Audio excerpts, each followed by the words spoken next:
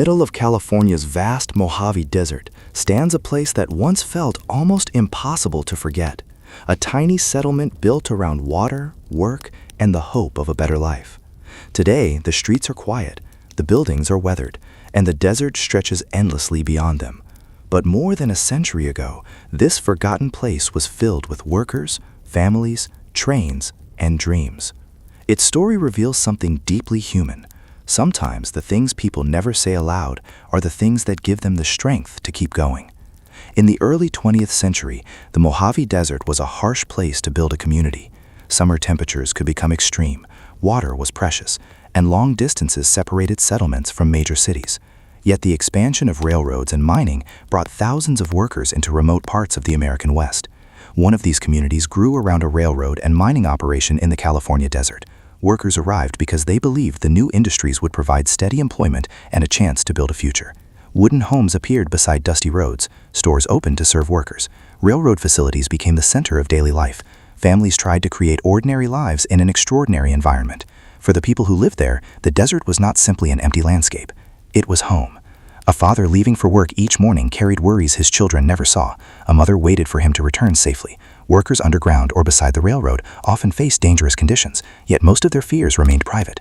At night, families gathered inside small homes while the desert wind moved across the empty land. They talked about tomorrow. They planned for better days. They saved money. They hoped their children would have opportunities they never had. But the future of the settlement depended heavily on industries controlled by people far away. When mining declined or railroad routes changed, communities like this could lose their economic purpose almost overnight. That transformation happened repeatedly across the American West. A railroad that once brought hundreds of people could become nearly silent. A mine that once provided jobs could close. A store that once served an entire community could stand empty. And when the workers left, the buildings remained behind. What makes these abandoned places fascinating is that the buildings cannot tell us everything. A wooden house can show where someone lived. An old store can reveal what people bought. A railroad station can reveal where trains once stopped. But none of them can completely reveal what people carried inside their hearts. The private prayers, the fear of losing a job, the hope of seeing a child succeed, the quiet dream of returning home one day. Those emotions rarely appear in official records, yet they were part of everyday American history. As the desert communities declined, many families moved toward larger towns and cities where new opportunities were developing. Some buildings were abandoned, others were dismantled. Wind and heat slowly damaged what remained.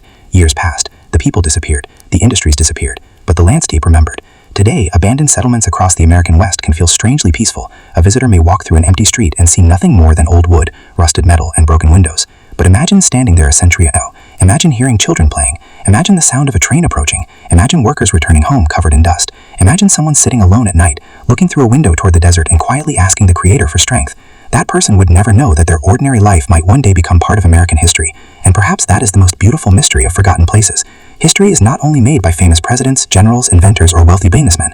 It is also made by ordinary people whose names disappear from memory. People who worked difficult jobs. People who raised families in difficult places. People who struggled without telling anyone. People who kept hoping even when the future looked uncertain. The abandoned buildings left behind are therefore more than ruins. They are reminders. They remind us that every forgotten town once contained thousands of personal stories. Some were celebrated, most were never recorded, and some of the deepest stories may have existed only inside the hearts of the people who lived them. The desert eventually became quiet again, but silence does not mean that nothing happened there. Sometimes silence is what remains after generations of people have finished telling their stories. And somewhere beneath the endless California sky, the abandoned remains of America's forgotten communities still seem to whisper one timeless truth. Not every story is written down. Some stories are carried quietly in the heart and entrusted only to the Creator.